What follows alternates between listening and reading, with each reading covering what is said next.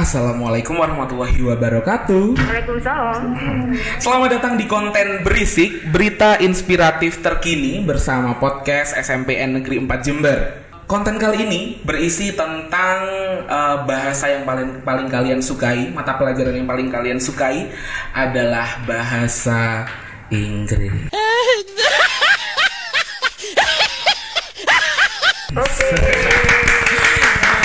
Pembelajaran tentang bahasa Inggris, bagaimana pembelajaran ini disukai, bagaimana pembelajaran ini dapat diminati oleh anak-anak. Saya akan mempresent bintang tamu pada konten kali ini.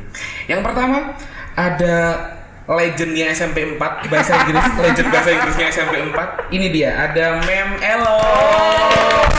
Sana Mem. Oke, yang kedua ada alumni SMP 4 2017 ya. Ada Kak Ane. Dan yang terakhir ada siswa perwakilan dari siswa yang menyenangi bahasa Inggris juga, ada Dek Amara. Oke, jadi konten kali ini kita akan chit-chat saja dengan mereka-mereka yang memang sudah ahlinya bahasa Inggris begitu ya. Apalagi Mem ini kan legendnya SMP 4 dalam bidang bahasa Inggris gitu. Pertanyaan yang pertama, tentu saja ke legendnya dulu ya. Kita ngobrol sama legendnya dulu. Jadi untuk Mem Elo nih, bahasa Inggris ini kan sebenarnya bukan bahasa kita, bukan bahasa sehari-hari kita. Tapi siswa dituntut untuk bisa bahasa Inggris. Itu kira-kira bagaimana sih Mem untuk membelajarkan atau memberi materi yang menarik bagi siswa agar siswa tuh senang dengan bahasa Inggris? Oh, saya dari muda emang pilihan itu ya. Saya memang suka bahasa Inggris. Tapi saya tahu kalau bahasa Inggris ini harus bagaimana anak-anak itu suka. Karena saya bukan penyanyi ya, terus terang saya bukan penyanyi, tapi saya suka penyanyi gitu, suka menyanyi ya. Jadi apapun gerakan saya ini. Kameranya di sana Mem. Oh, kameranya. Sorry. Jadi saya punya ide sendiri ini anak-anak biar menarik bagaimana gitu. Yang biasanya kalau ketemu bapak ibu guru itu kan cuman selamat pagi bu, selamat pagi pak, gitu selamat ya? pagi gitu ya? Oh ya gitu ya, dari TK. Nah jadi dari pengalaman itu, tapi lagu yang saya berikan ke anak-anak itu sesederhana itu ada pengalaman tersendiri dan itu sebetulnya ada memori. Oh gitu ya. Memori apa yang, tuh kira-kiranya Mem? Oh gini, saat itu pas kita ini dikirim workshop ke Surabaya. Tahun berapa ini? Lupa ya. Tahun sudah berlalu. Oh, sudah berlalu. Ya. Terus waktu itu kita nggak diberitahu kalau ada micro teaching. Oh gitu. Jadi pertemuan terakhir itu semua di Lotre harus mengajar di SMP Sidoarjo dan Surabaya. Nah saat itu banyak yang protes. Yang protes itu maksudnya kita kan persiapannya hanya workshop gitu loh. Kan kita nggak siap untuk materi, untuk ini, untuk itu. Tapi dijawab oleh pematerinya, saudara sebagai apa gitu di sini kan sebagai guru. Dimanapun kita ini murid gitu. Oke, sebentar sebelum lanjut ya Mem. Mungkin anak-anak perlu tahu ya micro teaching itu apa sih micro teaching? Iya. Micro teaching itu kita mengajar. Iya. Micro teaching itu kita mengajar kalau pada saat kita mau S1 itu mengajarnya ada di depan dosen, ada di depan dan sebagainya. Belajar mengajar. Oh, belajar mengajar gitu. Tapi setelah kita itu workshop kan bukan belajar lagi ya, istilahnya micro teaching gitu. Akhirnya di Lotre saya kena di SMP Surabaya, tidak usah saya sebutkan. Terus akhirnya itu tapi alhamdulillah waktu itu teman-teman semuanya pada heboh gitu ya. Pada hebohnya itu nggak terima. Terus lagian yang kena di SMP Sidoarjo itu wali kotanya gini, tolong para ibu-ibu tidak boleh memakai celana. Mati semuanya.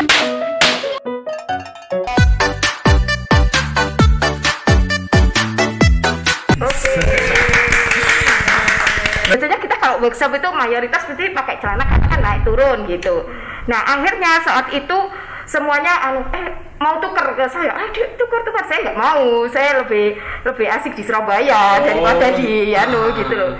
Itu kan metropolitan Jawa Timur, karena pada saat itu untuk webinar kalau sekarang ya, untuk workshopnya itu seluruh guru-guru SMP di seluruh Jawa Timur gitu. Nah akhirnya semuanya berbondong-bondong malam itu ke pasar Turi, cari rok, cari ini. Saya enggak, karena saya juga I love skirt gitu. Okay. Jadi akhirnya saya biasa aja. Terus pagi jam 6 dijemput mobil masing-masing SMP. Nah begitulah ceritanya. Jadi sesederhana lagu yang saya berikan ke anak-anak itu ada memori yang tidak bisa saya lupakan gitu.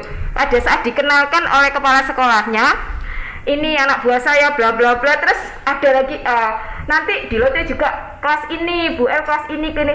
Terus sebetulnya saya nulis di main saya gini, ini anak metropolitan dan mereka tahu sopa kan gitu. Saya dengar waktu itu, ini guru-guru dari Udik ya. Guru-guru dari Udik. Dari situ saya gini, saya harus bisa bagaimana anak-anak itu sebelum ngebully saya harus ngebully dulu. Gitu. Oke. Gitu. Nah, akhirnya jadi saya strateginya gitu ya. Iya.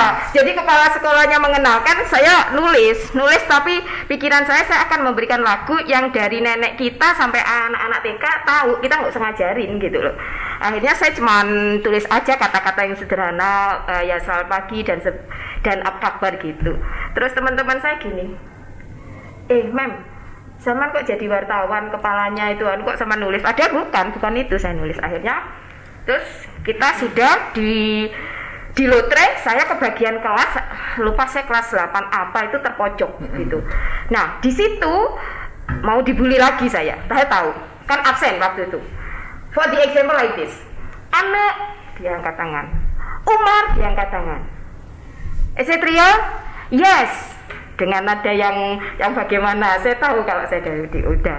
Nah sebelum itu awal di lotre sama pemateri itu ada seorang dosen dari mana itu memberitahu kita ini seorang guru, jangan bingung-bingung.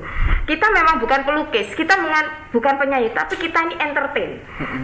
Lukisan saya ini tahu saudara dari mahasiswa saya. Setelah mereka semua pulang, saya deketin pemateri.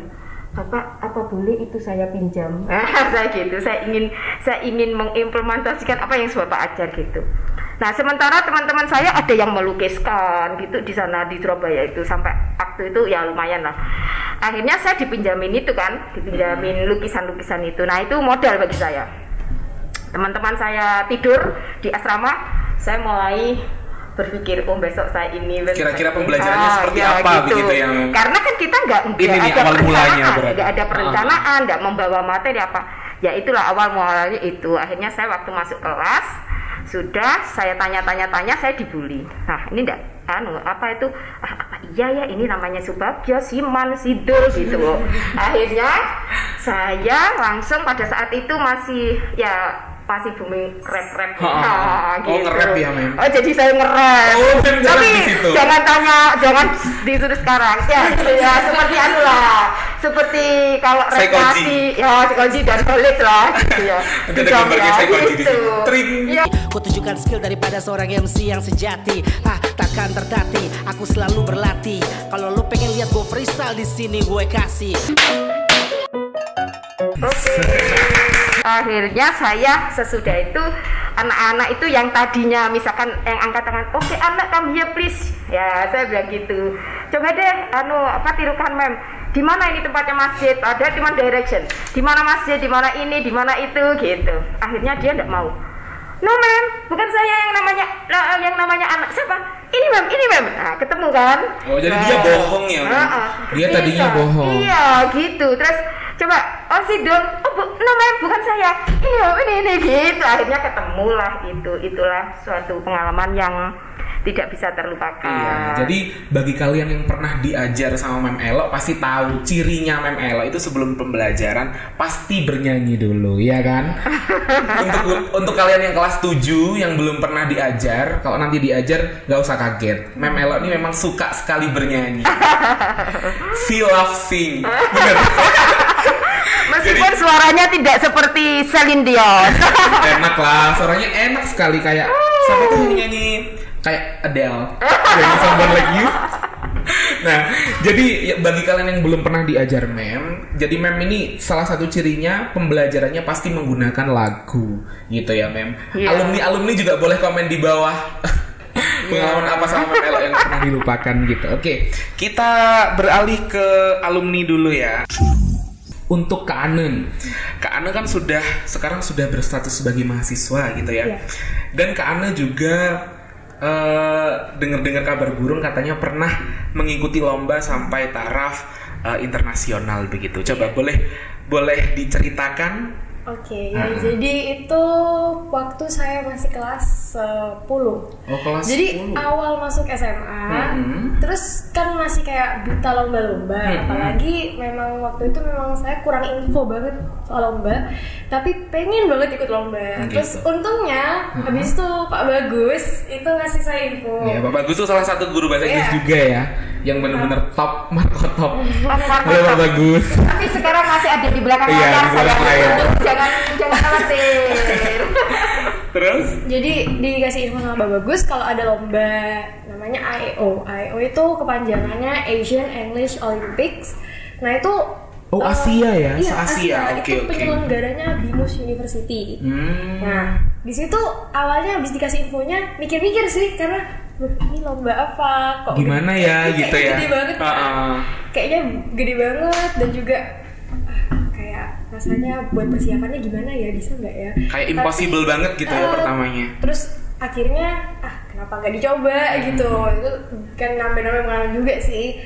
Akhirnya untuk persiapannya saya tuh minta bimbingan lagi ke Pak Bagus. Oh, kesini kembali ke SMP 4 dulu ya.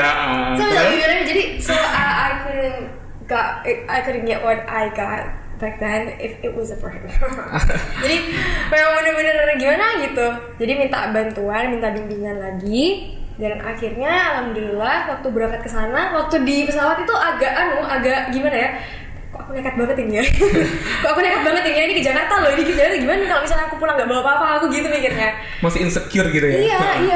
Terus habis itu sampai di sana kan ngelihat, waduh ini kok ini memang bener ternyata. Jadi pesertanya itu nggak dipisah antara SMA sama kuliah gitu. Jadi dijadiin satu. Nah waktu itu saya ikut di nggak ada jenjangnya berarti ya? Jadi dijadiin satu gitu. Saya ikut di field newscasting. Yang terus habis itu waktu technical meeting itu di situ kan ketahuan pesertanya kayak gimana aja, dari mana aja, jenjangnya gimana aja. Ya gitu, kayak 50-50, ada yang high school, ada yang varsity, kuliahan gitu. Dan waktu di absen, di gini-gini dipanggil kan, bla bla bla from Philippines. Ini langsung shock. Hah? Ini beneran Asia. Aku kira judulnya aja gitu. Apa nih gitu? Iya, jadi from Philippines, bla bla bla from Malaysia. Hah, gitu kayak langsung astagfirullahaladzim gitu, dan langsung shock. Tapi akhirnya setelah technical meeting sempat curhat ke mama kan, wah kok aku takut ya gini, kan aku diantar sama mama juga. Oh, diantar sama mama. Iya, jadi ya curhat gimana ya, tapi udahlah, udah kadung di sini dan persiapannya juga saya udah yakin lah gitu ya, sudah yakin bismillah bisa gitu.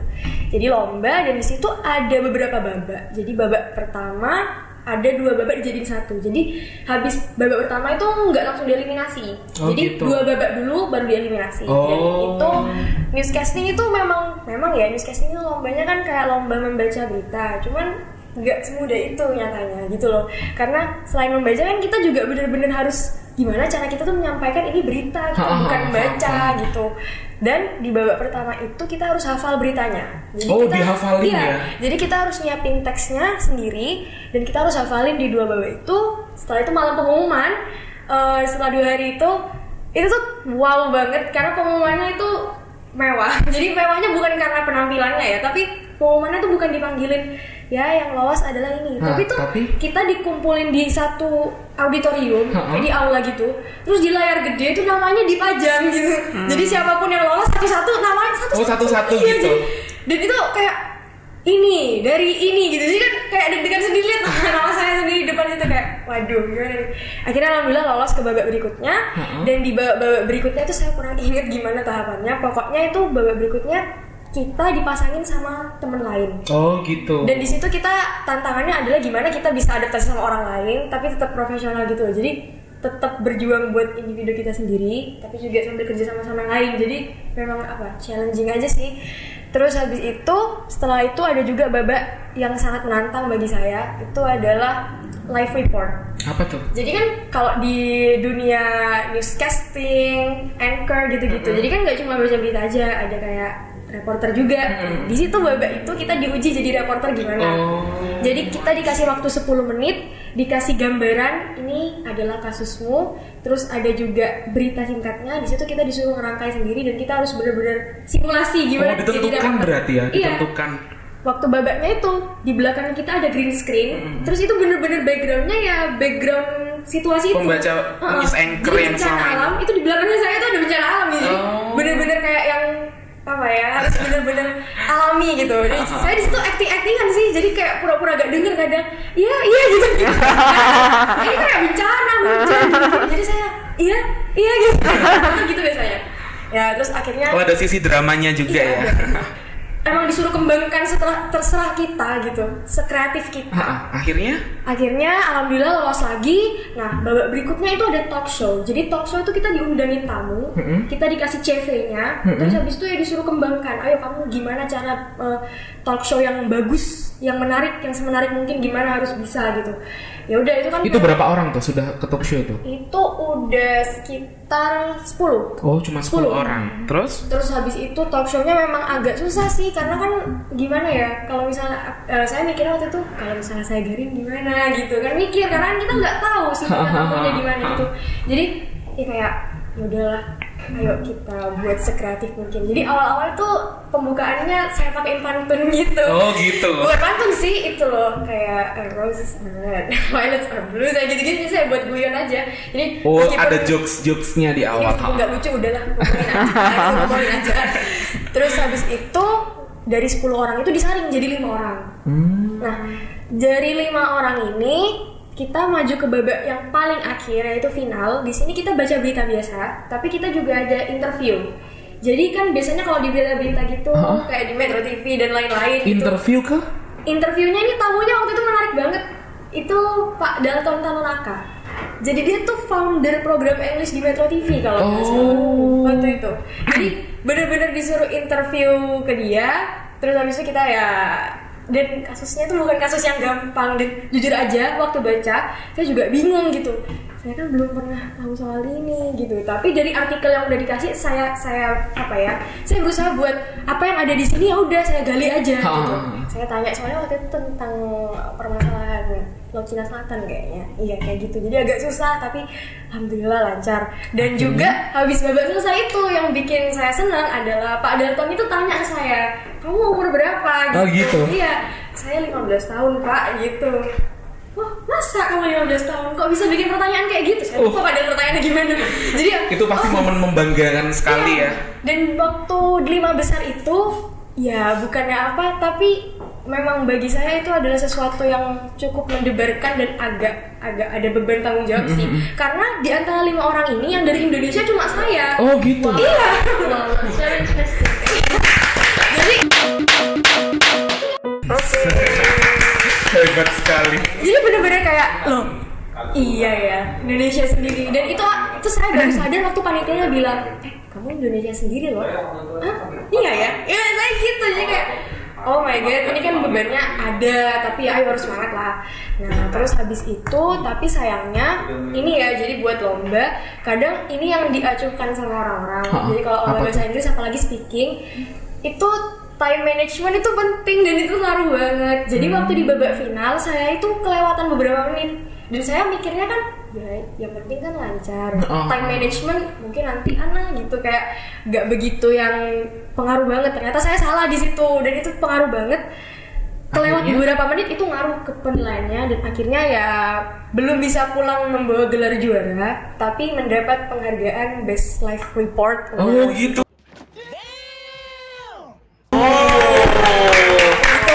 Jadi Kak Ana ini adalah juara 5 Iya, bisa se-Asia. dibilang juara 5.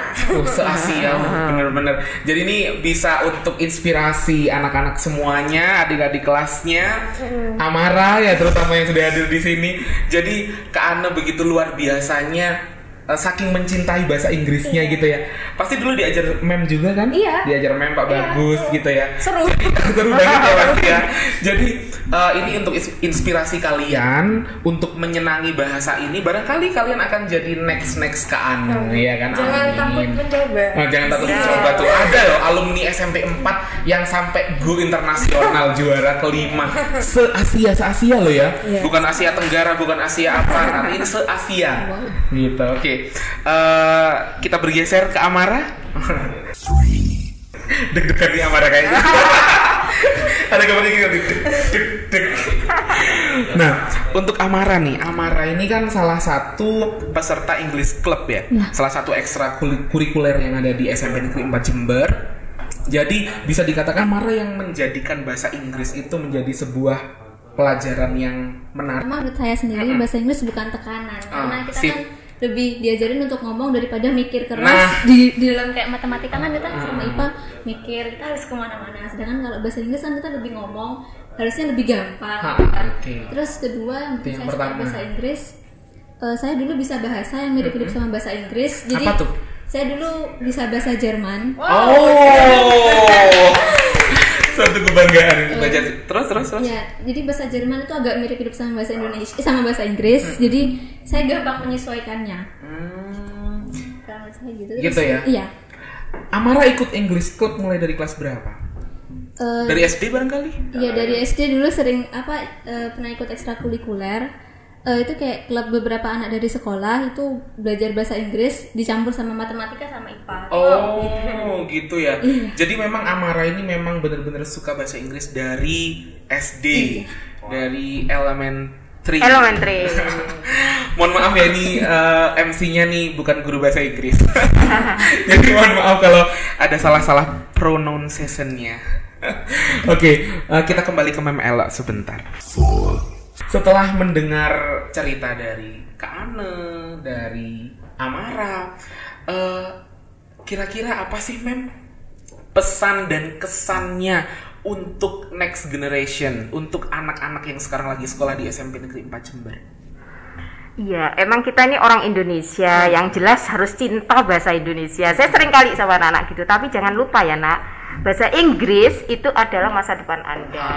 Jadi Bahasa internasional gitu ya, maksudnya minimum gitu. Tapi saya tahu Amara itu tampak kok dari awal kita ketemuan. Saya tahu kalau ini anak-anak smart, anak-anak yang cinta akan English gitu ya. Ini memang sudah kelihatan aja banget. Saya sering bilang anak kamu nggak usah ikut mem, biar aja yang lainnya. Ini ketua grup saya kalau ngajar saya buat grup gitu. Saya buat grup, ada ketua-ketuanya. Ketua-ketuanya termasuk enggak mem, saya di sini aja. Enggak apa-apa, kamu sudah ada nilai tersendiri bagi saya. Jadi mulai zaman itu sudah terlihat ya mem. Dan saya sudah promise ya sama anak-anak, kalau untuk bahasa Inggris ini karena bukan matematik, bukan fisika ya. Bahasa Inggris itu harus enjoyable. Minimum anak-anak harus ada ketertarikan. Oh gitu. Bagaimana anak itu bisa tertarik itu yang jelas yang jelas tuh gini, guru itu sebetulnya entertain meskipun bukan bintang film. Karena kita ini saya ngajar di 9A. Pakai sepatu ya biasa aja lah. Terus di sini kan banyak penjual, ada orang jual sepatu terus kebetulan saya beli gitu. Terus yang saya pakai, saya ngajar di 9B. Kan sudah batin saya kan nggak mungkin lah gitu. Setelah saya masuk, ini contoh aja kalau kita ini dilihat anak-anak itu dari my hair, dari ujung rambut sampai semuanya. Terus saya masuk di 9B, anak-anak 9B itu kan berdiri semua, tepuk tangan. Yes, apa nak? Sepatunya mem baru. Katanya berapa ya? Tadi saya ngajar di 9A. Dari situlah saya terus oh berarti kita ini memang saya dari background keluarga memang keluarga guru. Jadi orang tua saya selalu memberi petua-petua kalau senang sudah menyenangi profesi itu harus senang sungguh-sungguh, bukan tekanan, bukan ini. Jadi saya sama anak-anak pasti akan. Pesannya gimana sama anak-anak biasanya, Mem? Kesannya sama anak-anak. Pesannya sama anak-anak, marilah kita ini mulai kecil harus mulai sekarang lah minimum. Itu jangan berpikir bahasa Inggris sulit dan sebagainya, tapi cinta dulu, senang dulu, tertarik dulu gitu loh. Jadi masalahnya kalau bahasa Inggris itu minimum, harapannya Pak Menteri kan gitu, minimum keluar dari SMP seperti Mbak Ane, seperti Amara gitu. Jadi minimum kalau misalkan mau jadi guide minimal kan mendatangkan fulus. Gitu. Bisa lah ya jadi Mem ya. Jadi pemasukan bagi kita kalau kita bisa bahasa Inggris gitu ya.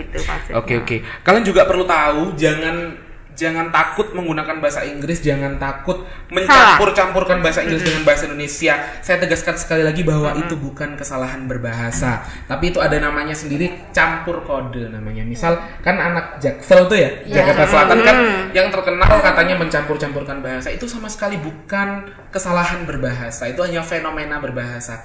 Kemarin sudah sempat kita singgung di podcast yang sebelumnya gitu. Oke, kita kembali lagi ke Kak Ane.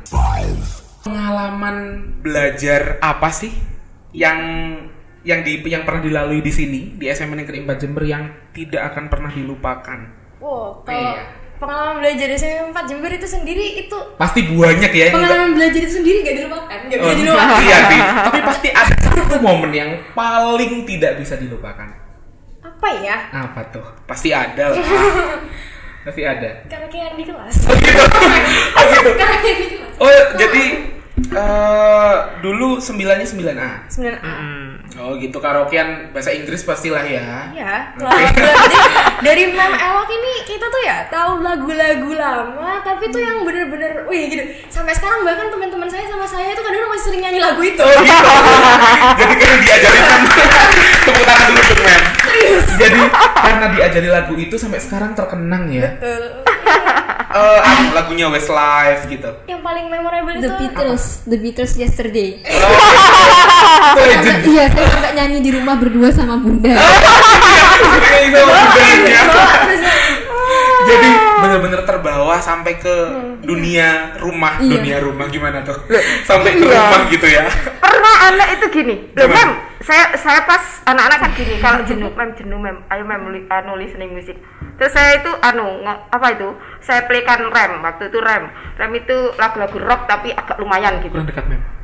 Terus anak itu nyelotok gini, Mem suka lagu ini ya? Iya sayangku. Suka Mem? Iya sayangku. Ingat. Oke itu. Saya paling ingat itu kalau misalnya sama Mem tuh lagunya, dan sampai sekarang sama teman-teman saya masih sering nyanyiin itu satu lagu aja. Apa? Daddy. Lagunya apa tuh? Lagunya apa ya? Daddy, you know how much I love you. Kenapa dia selalu terinspirasi? Karena saya selalu bilang, anak kamu mempunyai daddy itu ideal banget. Oh gitu ya. Jadi para wanita banyak juga sih. Sekarang kita beralih ke Amara dulu deh. Ini kan sudah mendengarkan penjelasan dari Kak Ane tentang lomba-lombanya, tentang prosesnya Kak Ane dulu, pembelajaran yang tidak pernah dilupakan. Kira-kira ada nggak pertanyaan yang ingin diajukan nih sebagai adik kelas? Kan pasti ada lah. Pasti ada. Iya, apa tuh? Saya ingin tahu Mbak Ana ini punya metode tersendiri nggak atau cara tersendiri buat belajar bahasa Inggris? Oh gitu, iya penting banget nih inspirasi untuk belajar anak-anak bahasa juga. Inggris ya. Kalau dulu waktu awal masuk SMP jujur aja kalau kayak secara structure dan lain-lain saya tuh kurang bagus dulu waktu SMP baru masuk. Oke, jadi itu buat metode sendiri. Terus masuk SMP saya kan didorong banget buat ikut lomba. Didorong? Iya.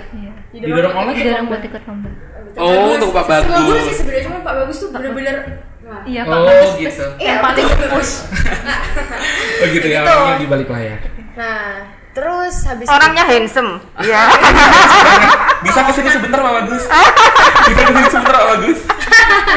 Iya. Nah ini Jadi buat kalian yang penasaran sama Mr. Bagus yang dari tadi disebut-sebut, nah ini dia orangnya. Nah, boleh deh. Nih, sekarang pertanyaan untuk Pak Bagus ya. Pak Bagus kan sudah dijelaskan oleh Amara, oleh Kak Ane, katanya sering sekali nge-push siswa untuk ikut lomba-lomba. Itu kira-kira tujuannya apa sih? Biar anak-anak di rumah, anak-anak yang sekarang lagi belajar di rumah, misal kalau Pak Bagus nge-push mereka biar gak salah paham, kok Pak Bagus kayak gini sih gitu. Apa sih alasannya Pak Bagus? Jadi kalau kita belajar itu yang penting adalah nanti bagaimana hasil belajar itu bermanfaat di dunia yang sebenarnya gitu. Jadi meskipun mereka salah paham itu nggak masalah. Guru itu kan filosofinya sebagai apa itu? Akar. Akar itu akan membuat daun itu menjadi cantik mengkilap dan juga bunganya gitu. Sastrawan banget. Jadi kerjanya di bawah tanah nggak usah kelihatan, nggak perlu. Yang penting anak didiknya bagus. Gitu ya. Luar biasa kalau ngomong-ngomong Bagus. Gitu ya.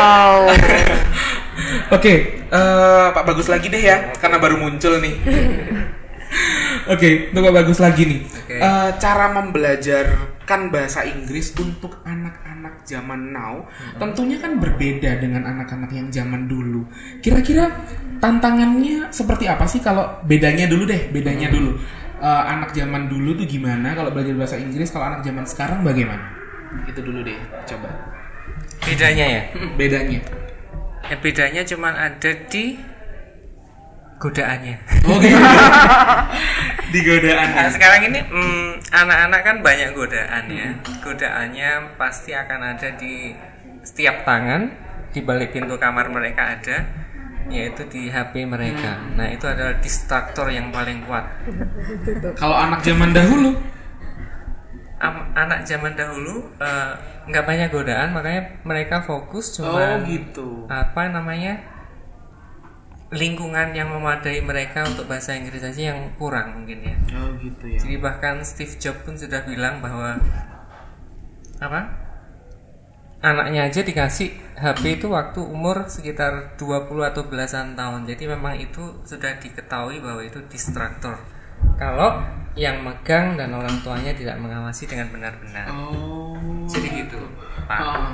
Oke, sekarang untuk sistem pembelajarannya gimana tuh untuk anak-anak yang milenial yang sekarang agar dia cinta bahasa Inggris tuh gimana sih sistemnya?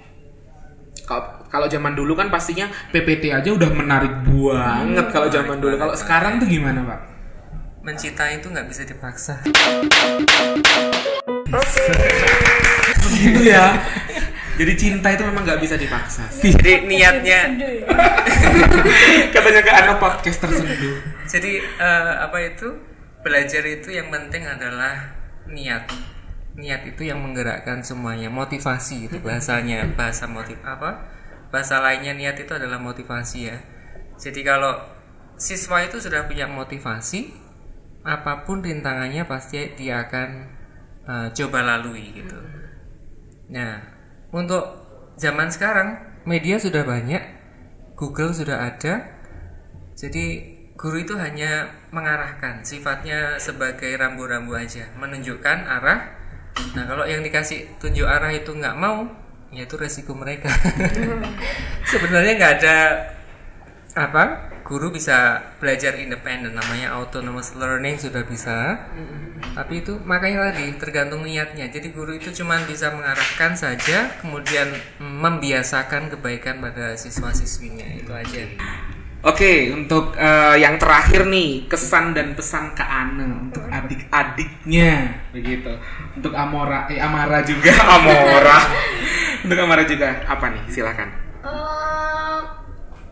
Kalau misalnya bahasa Inggrisnya cherish. Jadi cherish proses pembelajaran kalian di SMP 4 karena menurut saya sejauh ini saya tuh menjalani pendidikan itu paling bagus dan paling banyak yang saya gain itu dari SMP 4. Oh gitu ya. Tepuk tangan untuk guru SMP 4. Cherish every moment you have here. Every study you study here, beneran di-cherish banget. Terus habis itu juga buat kalian semua, mungkin kalau misalnya orang-orang kan pada bingung biasanya kayak aku tuh pengen ikut lomba tapi aku nggak tahu apa gitu. Kalau misalnya ada sekiranya yang terlintas, ih kayaknya seru ikut ini, langsung aja ikutin, barangkali cocok dan jadi keterusan gitu loh. Sip terus. Nah terus juga buat teman-teman semua, misalnya bingung bahasa Inggris tuh belajarnya mulai dari mana, kadang-kadang gitu, karena teman-teman saya sendiri sering gitu nanya, nah bahasa Inggris tuh belajarnya dari mana gitu loh, mulainya dari mana. Ya gitu, sama, jangan dibuat tekanan, jangan dibuat paksaan juga. Karena saya sendiri kalau belajar bahasa Inggris lebih ke sesuatu yang saya nikmati. Pertama nonton film, terus kedua sekarang kan anak zaman sekarang suka baca-baca cerita kayak di Wattpad gitu ya. Tapi baca yang bagus ya guys, yang betul, jangan yang enggak. Nah itu cari aja buku-buku sekiranya yang simple bahasanya tapi menggunakan bahasa Inggris. Nah biasanya saya kalau kayak gitu saya baca, terus vocabulary yang asing-asing itu saya catat sama artinya, terus setiap malam itu saya bacain gitu. Oh gitu ya. Jadi buat ngafalin juga nambah-nambah gitu, sering kayak gitu. Itu bisa banget. Dan juga kalau misalnya buat yang secara structure itu kalian bakalan dapet di sekolah lah. Jadi yang penting kalian enjoy aja dulu gitu sama bahasa Inggris. Nanti kalau di sekolah bakalan enak aja gitu. Oke, siap. Jadi itu ya anak-anak ya, pesan dari Kak Ane, diperhatikan, dijalani gitu ya. Oke, itu saja. Boleh nambahin? Oh boleh, silakan Pak. Monggo. Oke, saya tadi menyimak di belakang terus kemudian mendengarkan ceritanya Kak Ane bahwa sekarang ini dunia pendidikan agak berubah ya dari keterangannya Kak Ane tadi. Jadi Kak Ane itu masuk ke UGM salah satunya adalah karena prestasinya.